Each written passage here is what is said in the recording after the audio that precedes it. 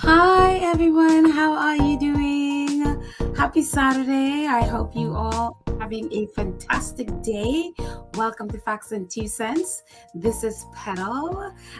As you know, this is a channel that supports the Duke and Duchess of Sussex, Harry, Meghan, Archie, Baby Lily, Mama Doria, Poola Guy, the chickens, Mama Mia, all of the Invictus community, all of us here at Sussex Squad. Welcome.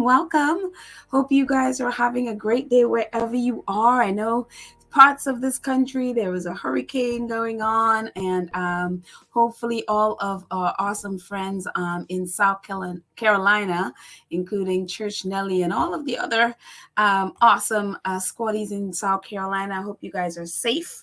Been praying for you, sending you all my love, and also our squaddies in Florida who took a massive hit, especially the Fort Myers area of Florida, that just really, a lot of it is devastated. So sending you all my love. And again, I hope everybody is safe. But anyways, welcome to Facts and Two Cents. Our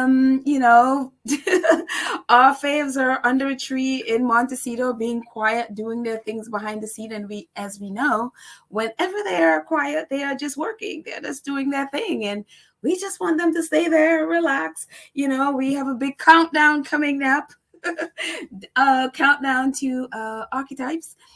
Which is on Tuesday. We're back to our Archetype Tuesday. So we are very excited about that. But before we even get into any of our faves, today is a special day for our Nigerian squaddies.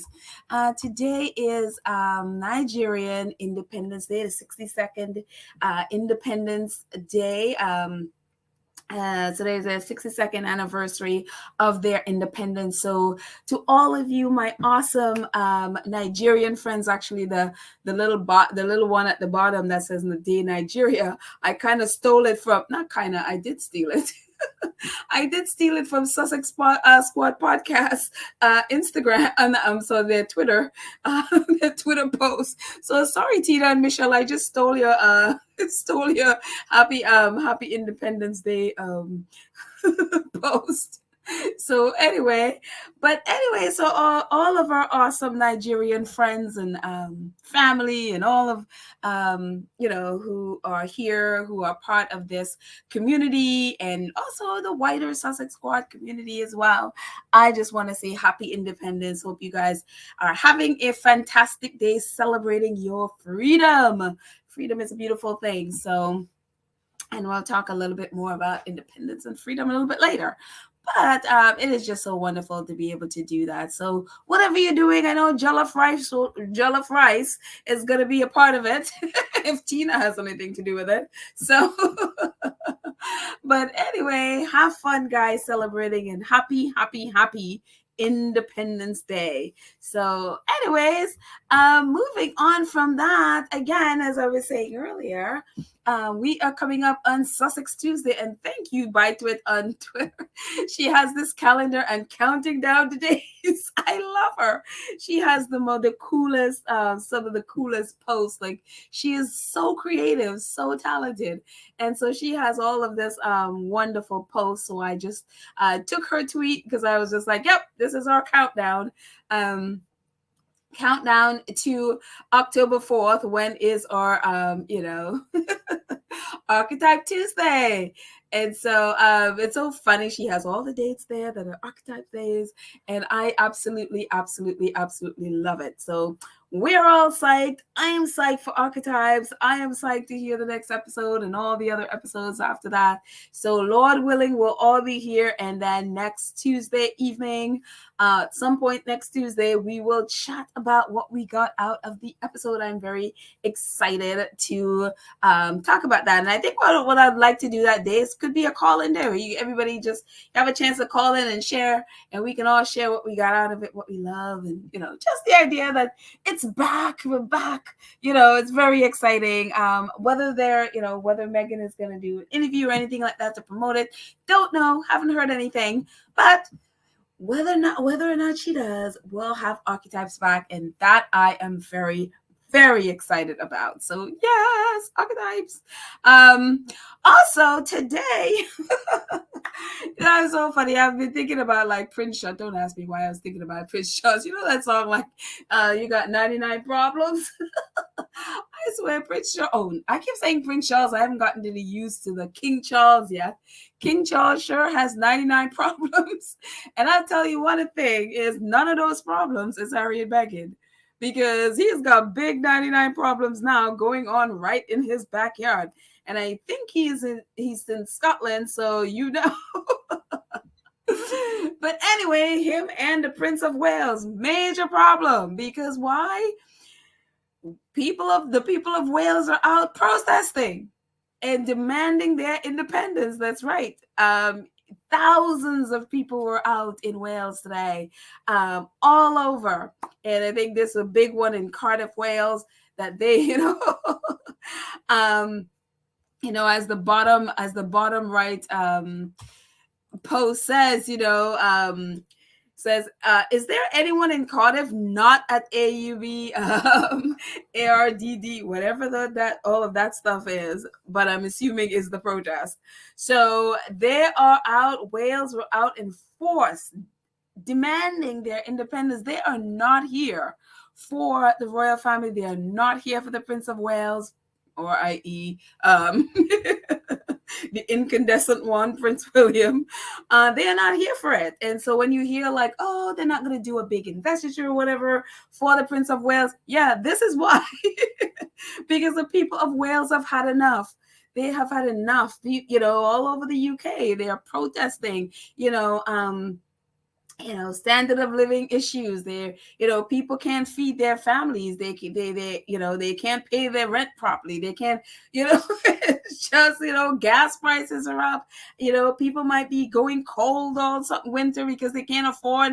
And so it's like, they are not here for any kind of extravagance from the government or the royal family. So they have been out in mass today. Well, a few hours ago. I mean, they are 5-6 hours ahead of us.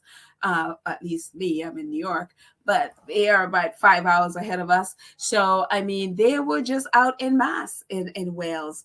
And Wales Online says a march for Welsh independence attended by thousands of people has taken place in Cardiff. It was the second march to take place in Welsh capital, which is hosted by AUBCMRU, all under the one banner. And yes, CYMRU. More than 10,000 people are thought to have taken part in the march, which started at 12 p.m. at Windsor Place. Oddly enough, Windsor Place. It then traveled along Queen Street. I love the shade here. They're protesting from Windsor Place, traveling along Queen Street. I love it. The Hayesmill Lane, Sidbury Street, High Street, Duke Street. Duke Street, I love it. Before heading back to Windsor Place via Queen Street for a rally. They just nailed it. I love the shades. They are shading the royal family. They are going via Duke Street and Queen Street and Windsor Place. It's just, I love it. I love how they chose those, because they are fighting for their independence. They have had enough of England. They have had enough of the monarchy. They have had enough.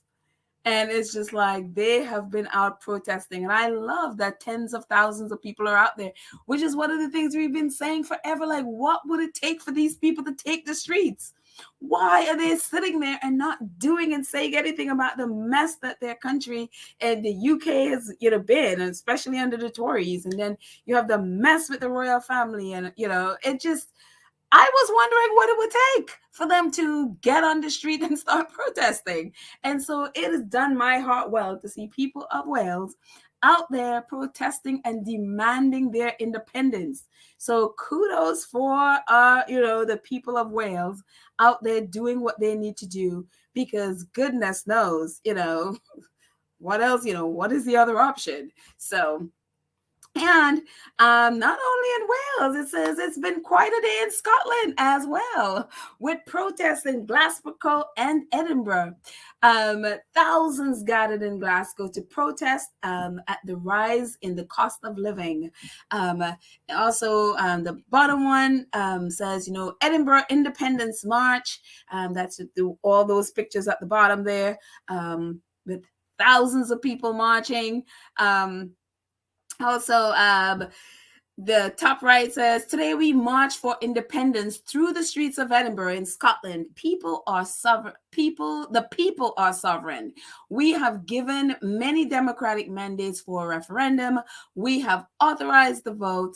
Now it's time to exercise self-determination. Independence is our right to decide." And so kudos to the people of Scotland.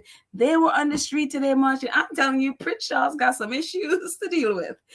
They are not feeling this. I mean, again, cost of living. When you cannot feed your family, when you can't afford to heat your home, when you can't afford to give your kids meals to go to school, where they're in school hungry, when you can't afford to do those basic things, why are you giving, millionaires money? Why are you, paying for their upkeep when you can't even feed your family? And I love the fact that, the whole idea behind all of these marches is enough is enough. And so I am so happy to see the thousands, protesting in the streets of Edinburgh and Glasgow today. And, along with, again, Wales. I mean, hello. I am just like, this is what needs to happen. Because if you don't get out on the street, people ain't paying attention. Now you get on the street and shame them. You get on the street and demand what you need to demand, and then when you think about it, we talked about this, a couple, 3 or 4 episodes ago, because it's like, you're in there, and again, you can't feed your family. You can't afford the basic things, only to see the king of your country have all these homes. We were talking about these a few days ago, a few episodes back. I mean, he has Dumfries House, Burke Hall, Castle of May, Balmoral, all of it in Scotland. Craig Owen, Hollywood House, all of these homes. Why do you need 6 homes and more in one country? I mean, how large is Scotland? That's 6 homes in one place. I mean, this is ridiculous. This is utterly ridiculous. And also knowing that, especially at Balmoral, the Queen had, an exemption. She lobbied the Scottish Parliament to get an exemption where she doesn't have to follow Scottish laws. Everybody else has to. Scottish environmental laws, I should say. Everybody else has to except her. Everybody else has to, make the sacrifice to, to go by the laws and the new environmental laws. She lobbied and didn't have to. And yet these people want to tell people about, about the environment and how to protect the environment. Meanwhile, they could, flout those laws, and, they have the power to lobby and not have to follow them. And so people are like, enough is enough. Enough is enough. I mean, again, 6 homes in Scotland alone. Why do you need 6 homes? And that is, not even counting the others. I mean, again, this is only the ones they have others, So also, in Wales, he has a home in Wales as well. Beautiful. Look at this property. It's one home, but look at this property he has in Wales. This is where they're protesting as well. In England, look at this, 4 homes. They have more. This is just 4 that I'm highlighting here. The big or the popular ones. They have others like St. James Castle and other places that I'm not even highlighting on here. Why do you need 4 homes? And you can say, well, okay, Buckingham Palace is not, it's the people's home. Well, the people can't just go into Buckingham Palace and, and go live there. The only people that have access to live there is the royal family. People can be like, Clara's, it's like, again, the only people that have access to live in these places are the royal family, the few members of the royal family, and all of these are Prince Charles's now. Sandringham was the Queen's private home. All of it goes to Prince Charles. And then Highgrove, obviously, was his. He has that as well. So, and again, there are a bunch of others that I'm not even including here. This is just in England. And so, Highgrove and Sandringham and Buckingham Palace and Clarence House and Clarence House. Why do you need all of this when people are suffering, when people can't afford the basic stuff in life? You have all of these properties to, so I am so glad that people are protesting, and look at Northern Ireland, this huge castle, the Northern Ireland. I mean, it's ridiculous. It's absolutely utterly ridiculous. And I look forward to Northern Ireland, I look forward to them protesting as well. Hopefully they will, and then you look at the Prince of Wales. I mean, they were just protesting in Wales today. And again, one of the narrative has been like, oh, Prince William is, because apparently Kate Middleton had one of her let them eat cake moment where she's talking about, the cost of living crisis. She literally said that, it was good. It's a good thing that they had the food banks, because of the cost of living crisis. This woman lives in these homes. These are her homes. And then she has the nerve to be telling people about food banks. Well, how about maybe selling one of these homes, or letting people live in these homes, or giving these homes to people who don't have? You're telling people about food banks being necessary when you live here? Shouldn't you, as the rich people, be giving money and making sure people don't need food banks, that food banks aren't there because you're providing for the poor? Because, again, they're supposed to be about service, right? They're supposed to be about duty and service.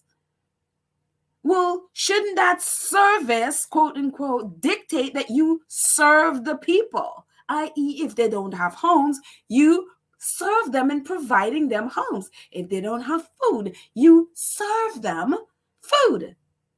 You don't depend on food banks and be like, oh, it's good that the food banks. No, you take out of your millions or billions of what you have and serve the people, because that's the only job you have.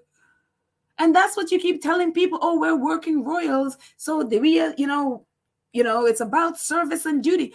Well, you need to literally serve. And so it is, again, and obviously we went through this whole thing on them trying to be like, oh, they're downsizing. And you can see, they want to say like the Tamnagar, which is at the bottom left, that they don't own it anymore. It's up for sale, whatever, until I see somebody actually bought it or rented, whatever. It stays on this list. So right now they have 4 properties, 5 homes. As we can see, Adelaide Cottage have 2 homes, which they were lying about, claiming that, we're living in such a small home. The servants are not going to be living there because the house in the back is, structurally unsound. Lies. Absolute lies. So you notice, since we and like just about everybody started challenging them on this lie, they don't pull this lie anymore. They don't try this one anymore. And notice how not many of them are referring to the Sussex's home anymore, because ever since people started throwing this back in royal reporters' faces, they don't much mention, as the way how they used to, the cost of Harry and Meghan's home. And, always, every time they write about them, throwing that back at them at the cost of their, $14 million, 50 bedroom or 50 bathroom house. They don't do that a lot anymore, because ever since we started nailing the Cambridges with this, they've sort of backed off of that narrative a little bit. But not only do they have these 5 homes and 4 properties, very soon they'll be living here. They'll be moving into Windsor Castle. And again, Windsor Castle is the largest castle in the world. It's a fully running castle. There are people, workers that actually live on the property, I guess. And it is a 1,000-room castle. So they're not only going to have those 5 homes and 4 properties, they're also going to be they're going to be moving into here very shortly. And it's so funny because I heard this narrative, and I don't know if it's probably one of those authors was saying that, the Sussexes wanted to move into, or at least they thought they could move into, at least, or suggested or asked, whatever they did, to move into Windsor Castle. And people were like, oh, they were basically shunned, and the Queen gave them the servants' quarters at the end of her garden. And how, someone was, I guess it was one of those royal biographers was saying that it was the kindness, it was really a kindness of the Queen to give them the servants' quarters at the end of the garden. Of course, they don't look at it as servants' quarters. They just think, well, that's what they deserve, to be at the servants' quarters at the end of her garden. And it was very funny when you look at this place. The Queen is one person, and during COVID, it was just her and her husband. And before that, it was just her and a bunch of servants. Is it in this 1,000-room castle? Why would someone be like having, think it's a good thing, or think it's it's something to brag about, that she refused her grandson to stay in 1,000, or to have a suite of, rooms in a 1,000-room castle? I mean, that's not the kind. I mean, how selfish do you have to be, again, to live in a 1,000-room castle? You're like a, 80, 90-year-old woman, 90-something-year-old woman. You only take up a couple rooms probably in a 1,000-room castle. And you deny your grandson a suite in a 1,000-room castle. And then your people are going to brag about that, like, oh, yes, but, she didn't want them in the castle, but she gave them some, home at the end of her garden, which is the servants' quarters. How does that make her look good? How does that make the Queen look good when you look at the size of this place? Every single member of the royal family should be living in this one place, and there will be tons of room left over. Tons of room left over. This is like the height of selfishness, self-centeredness, the height of not serving anybody. I mean, this is unreal. And they're going to think that that's some kind of a like a bragging, like, oh, she denied them rooms in the 1,000-room castle, and they think that's a good thing, that made the Queen look good. That's despicable in so many ways. That is despicable. Only the British people could think that somehow that is something to brag about, and that's something, it's like, that is shameful in so many ways.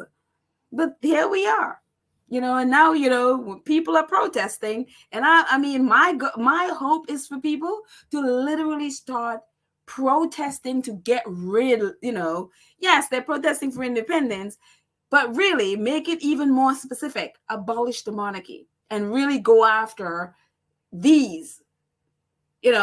Why are they allowed all of these homes? I mean, 1,000-room castle. So when Kate and William move in there, that's going to be their 1,000-room. I mean, hello. Anyways, and not even just, say Kate and William. I mean, this is where Prince Andrew lives. This is his royal lodge, taxpayer-funded royal lodge. This is unreal. And then, you think it's like, you think about this, Sophie and Edward. This is their, this is, I think it's like an 80-room home. They're a family of 4. Why does a family of 4 need an 80-room home? But this is where they are. And it's unreal when they have all the success. I mean, the only one that has a fairly, from the looks of the pictures, and I had it on here, but it went over, and it wouldn't allow me to bring it in because it made the file too big. And so I had to take it out. But Princess Anne is the only one that had a home that is, small, definitely compared to these homes. It's small compared, comparatively. So it's like, she's the only one. And apparently she, according to what they say, is that she's the hardest worker among all of them, yet she has the smallest home. And so, but it's like, why does a family of 4 need this massive home? And nobody says anything about it. Nobody attacks Edward. Like, literally, what does Edward do? Other than go around to different army bases and act like he was in the military of some sort, and dress up in his costume with chocolate medals. And so I'm telling you, people need to go after all of them for this mess. Really. So I mean, this is a start. Hopefully in England, people will pick up and start protesting as well. Again, I don't know why it's taking this long for people to get out in the street. I don't understand it. Why it has taken this long for them to get on the street and start protesting. But I look forward to it. I look forward to them, be like, abolish, like literally huge abolish the monarchy protests. Nobody should be paying the royal family. If they want to go royaling, fine. You want a royal, go ahead, be royals. But we're not paying for you. You take your own money and be royals. Go royaling with your own money. Why should people who cannot feed their families, who can't feed their kids, who can't even heat their own homes, be paying for people who do this? You know what I mean? Why should they? So, yeah, absolutely. Get on the street and start. Again, if they want a royal, let them do it on their own time and money. So BBC Wales, it's like a rally is taking place in Cardiff, which took place earlier, calling for Welsh independence. Thousands of people have been taking part in a march and rally in Cardiff calling for Welsh independence. The event was organized by all under one banner, CMRYU. Which held its first march in Cardiff in 2019. Organizers estimated about 10,000 at the march, with the last in Wrexham attracting about 8,000 people in July. And Friday, the CMRU Commission report claimed to debunk sentiments that Wales is too small and too poor to thrive as an independent nation. I don't think so. I think y'all can do it, Wales. I totally think y'all can do it. So you go forth and fight for your independence. People always want to think you're like, no, you have to be dependent on. No, I think you can do it, Wales. So I'm just happy that tens of thousands are out there like, no, we want our independence. So Godspeed with you, Wales. Godspeed. And also, this kind of sums up the whole protest. Like today in Tory Britain, protest march against the government in over 50 cities, strikes on London Tube, Bus, National Rails, Royal Mail, demonstrations in Wales and Scotland demanding independence. So, hashtag enough is enough. I love it. Hashtag Tory cause of greed crisis, general election now, strike and broken Britain. I'm telling you, there's a lot of stuff going on. The British government has good luck on that one. And King Charles, I'm sure those meals are not going down well when he's seeing all this protest. Because again, people, they're not here for it. Enough is enough. They're not here to be funding your lifestyle. You want to go kinging somewhere, do it on your own money. And let people, put the taxpayer funds be put towards actually helping the citizens of the UK. So that is my thing. Also today we got this. Liz Truss orders King Charles to stay away from COP27 climate summit. Charles had intended to deliver speech. And it's very funny to me when I saw this, I started laughing. I was like, wait a minute. King Charles has been waiting 70 years to be king. He's finally king, only to be told by a prime minister who is only 3 weeks into being a prime minister where he could go, what summit he can and can't go to. And I had to laugh. I was like, oh my gosh, this is a nightmare. And so it's so funny. I've seen some tweets where it seems like some people in the UK are just getting clued in to the fact that the royal family is really a government institution that is under the prime minister. I don't think people quite get the fact that the royal family is a government. It's like the government run the royal family. They tell them what to do. If they didn't figure that out before, and it seems many are like, what? And it's like, no, the royal family literally can only do what the government tell them to do. Look at the choices that the Queen has made under the Boris Johnson government, always referring to whatever the government, and they say it, under advisement of the government, or the government advice. No, the government literally tell them what to do. They can't do something if the government says no. This is literally how the royal family runs. And so when Harry and Meghan are like, no, the Queen is different, and then the firm is literally run by the British government. They are the power behind the royal family. Royal family is just the face and the distraction and the tiaras. That just makes the government, they just put a soft, grandmotherly, when the Queen was here, grandmotherly face on the British government.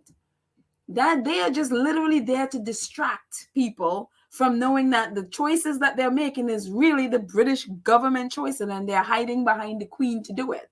That's what this is. It's like, didn't you figure that out before? I mean, look at the choices that the Queen made, in terms of Boris Johnson's government. I mean, I don't understand why people are still like, oh, no. It's like, hello, So when I saw this today, I had to laugh, because it was like, yeah, exactly.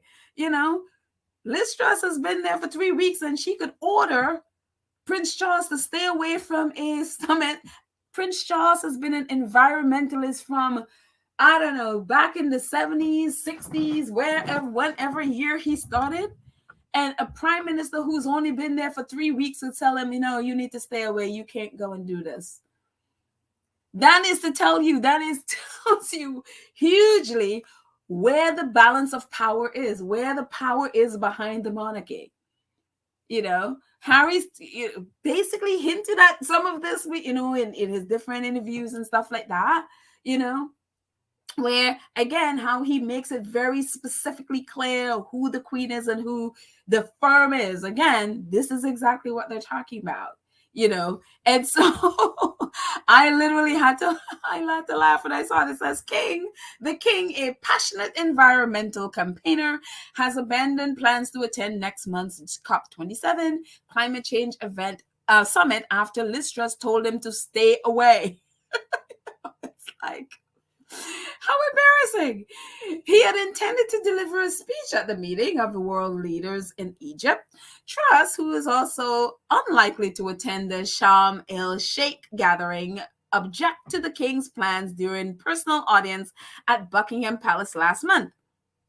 The decision is likely to fuel tensions between the prime minister and the new monarch, although a Downing Street source claimed the audience had been cordial and there had not been a row. A little bit further down the article, it says a senior royal source said it is no mystery that the king was invited to go there. He had to think very carefully about what steps to take for his first overseas tour, and he has not and he is not going to attend COP. They said the decision was made on government's advice and was entirely in the spirit of being ever mindful as king that he act under government advice. And the government advice means government orders. Again, the royal family cannot do anything that the government says not to. They are literally under the prime minister. They are literally controlled by the prime minister. So yeah, for those people who are like, oh, the British monarchy is not, they're neutral, whatever. No, that's a lie. But I mean, the funny thing with all of this is, even if Prince Charles went, what is he going to bring to this? I mean, I don't care that he's been in environments for 50, 60 years, however long he's been in environment. Prince Charles is the most hypocritical so-called environmentalist out there. Prince Charles does not, in his personal life, follow any of the things he wants other people to do. I mean, the man, he literally only flies private and helicopters. Again, we saw the amount of homes that he has and all. I mean, it's just hypocrisy after hypocrisy after hypocrisy with Prince Charles, Prince William. They all are like that. And again, exemption from Scottish laws. We just talked about that a second ago. He's not going to bring anything to there other than what he, and chances are he would have been flying to Egypt again on a private jet. So it's just like, so him not being there, honestly, is not adding, he wouldn't add anything to it. He'll just be talking a bunch of words and wouldn't live up to it anyway. So, what is the point of having him waste money to go to Egypt when he doesn't follow any of the things he said to do? He is the biggest polluter. So it's like, so I was like, you know what? Liz Truss knows what she's doing. It's like, that's just a waste of time, money, energy, all of that stuff. Maybe give that money to, whatever it'll cost them to get to Egypt. Give that money to some poor person who actually needs to feed their family or heat their home. Because him going to Egypt is a complete waste of time. A complete waste of time. And apparently William is not going either. Again, he can't go if the government says not to, And the funny thing about all of this is, talk about freedom. The only people, in the royal family, in this case, say the senior royals or former, is like Harry and Meghan. They could go whatever they want to. They could go to Egypt if they want to. They could fly anywhere they want to. They don't need the government approval to do anything. And I just love it. I love it. When Prince Harry said that they were trapped, William and Charles were trapped. They cannot leave. He was not kidding. They are literally trapped. If Charles started to mouth off against the prime minister, we saw what happened when he tried to, when he said, or apparently said that, what they were doing with sending refugees to Rwanda. When he, someone said, there was no confirmation that he actually said it, but, that it was, he was against it. What did they do? They released all that stuff from his nasty stuff from his closet about Bin Laden, taking money from Bin Laden's family, about that cash in a bag and all of that stuff. They're just like, you have too many skeletons. You need to shut up. And so it's just like, he can't fight this. Because what would the government do? They will just release stuff on him. And so, and also it's very important to understand too, with Harry and Meghan, when I say, they are battling, say, Charles, whether it's, whatever the issue is that the royal family has done to Harry and Meghan, and they're fighting about whether it's security and stuff, or even say now, not that they're fighting him, but Charles's decision with the titles and all of those things. Don't for any moment think that the government is not involved, especially the security aspect. Harry's not just fighting the royal family, he's fighting the British government, So it is a battle because, again, the power behind the monarchy is the British government. So that's who he's battling. And I also think, even with, say, this whole titles nonsense, is if the British government don't want those kids having titles, they're not having it. No matter what they were trying to say, like, oh, Prince Charles has this power. No. If the British government say no, then that's that.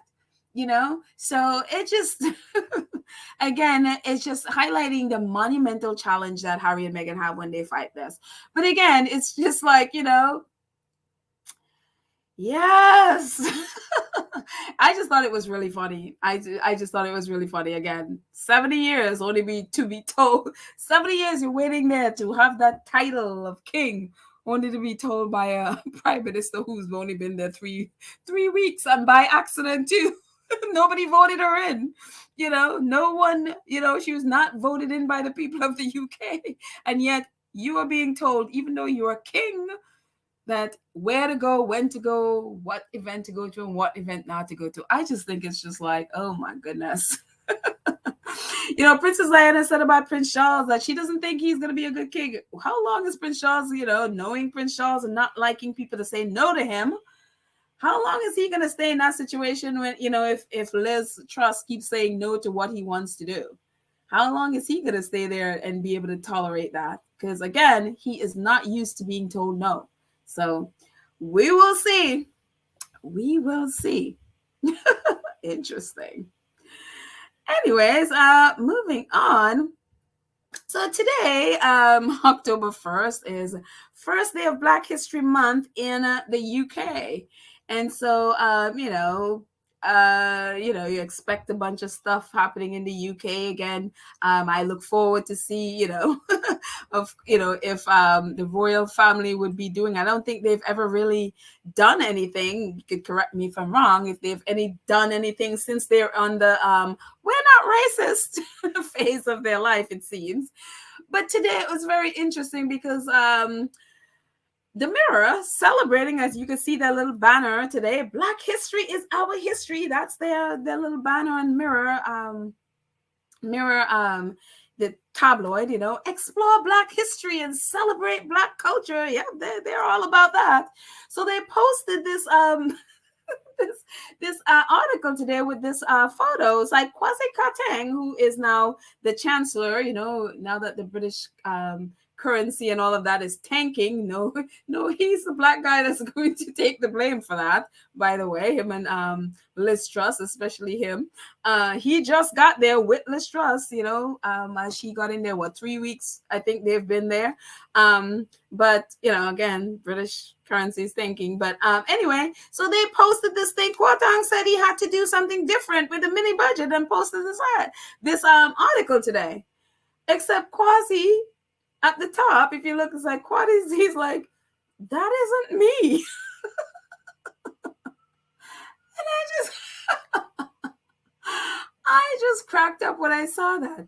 Again, today is the first day of Black History Month, and the Mirror is celebrating Black history. They posted a photo of what's supposed to be Kwasi Kwarteng, the chancellor, the new chancellor, and they just posted a Black guy. That isn't him. And so it is just, and that's Kwasi on the right there. As you can see, he was an MP and now a chancellor. And so it is just really hilarious to me that you see this so often. I mean, who can remember the New York Times posting something to celebrate Serena in her venture capital work and putting a picture of Venus instead of Serena because, all Black people look alike. And you look at this, it's like, well, the only thing similar to them is the color of their skin and they're wearing glasses, but they don't look remotely the same. But nobody checked because, Black people, we all just look alike. And so it's just funny, Kwasi, it's like, that isn't me, Daily Mirror.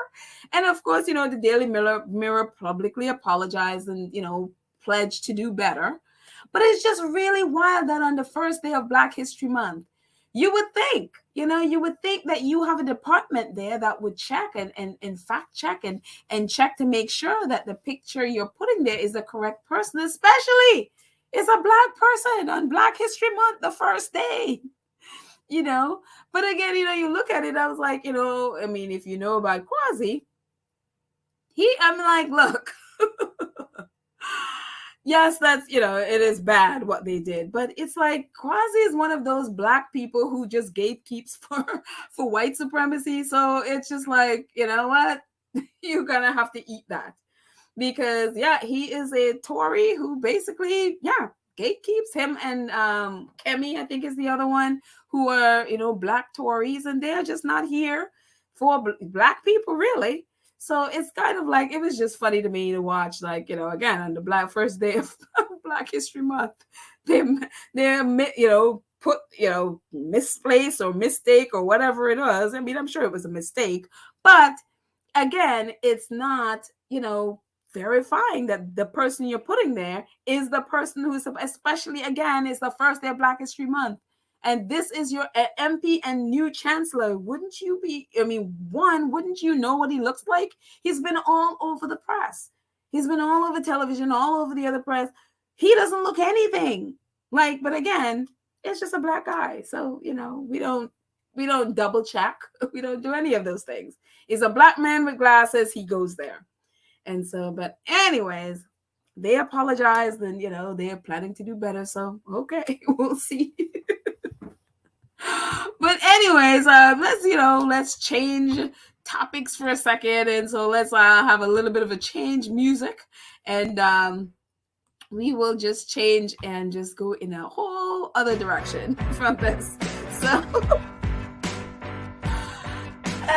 anyways.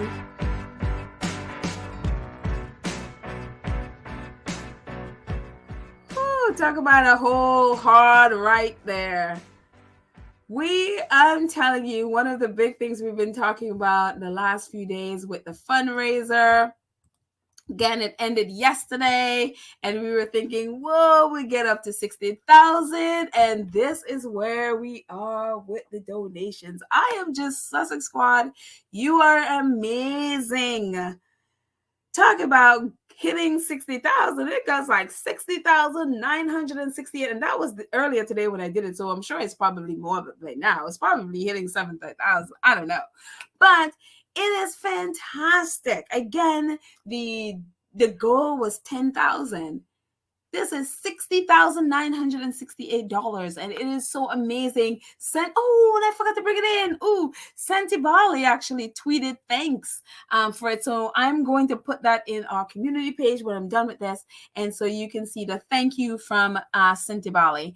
And so yeah, it is just fantastic, and I am just So I just thank you guys so much for the amazing hearts that you have donating to this, and so many people in Lesotho and Botswana are going to be helped because of this. So it is just absolutely fantastic. So yes, and global Sussex community who put this whole on this fundraiser.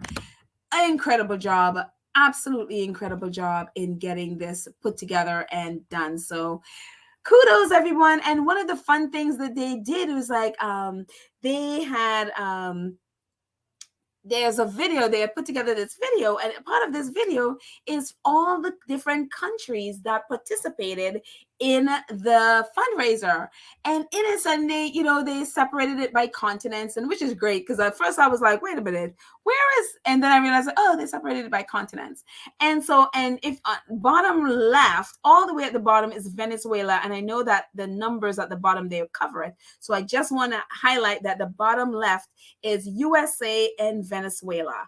And so, and these are all the countries that participated in the fundraiser. And I mean, guys, look at this. This is amazing. Apparently 90 countries. This is absolutely amazing. And I always laugh when people say, that they're trying to control the Sussex Squad, or they're trying to, basically squash the. And I was like, good luck with that. Good luck trying to destroy people from all of these countries. Good luck with that. And so, because I think they don't realize how massive the squad is, and how that one diverse, and how far and wide the squad is. I mean, look at this. It is absolutely amazing when you look at on the map. I mean, look at this. 99 countries. We are totally global.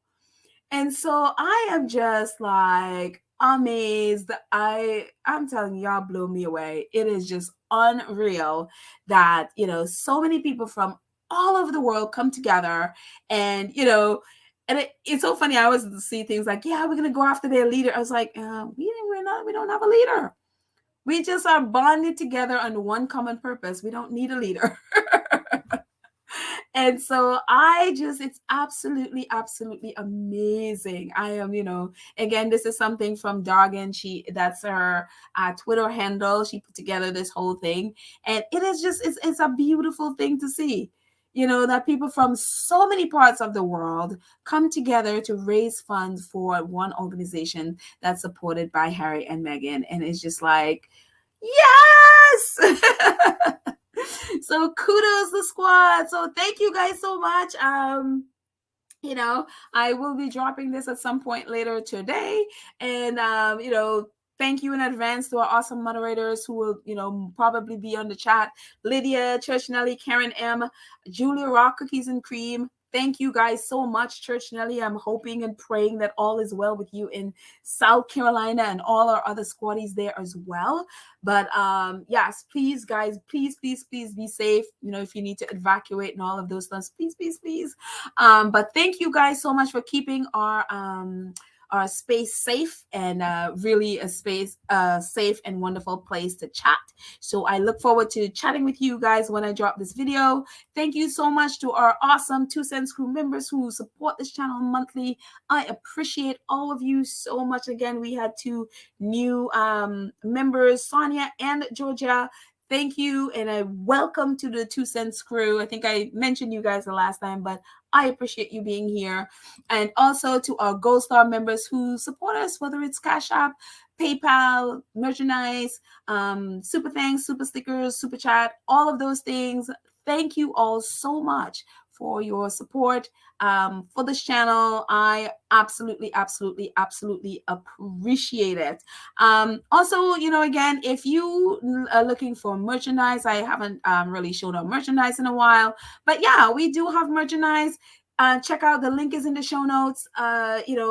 Merchandise, and also if you're interested in artwork, you can see our background, the artwork there as well from my dad. It's all on the same link. Just scroll, you'll see things there. So anyway, thank you guys so much, and I look forward to hanging out with you when I drop this at some point today, and we can chat then. So we're gonna head on out of here with some inner space, and let's get that out there.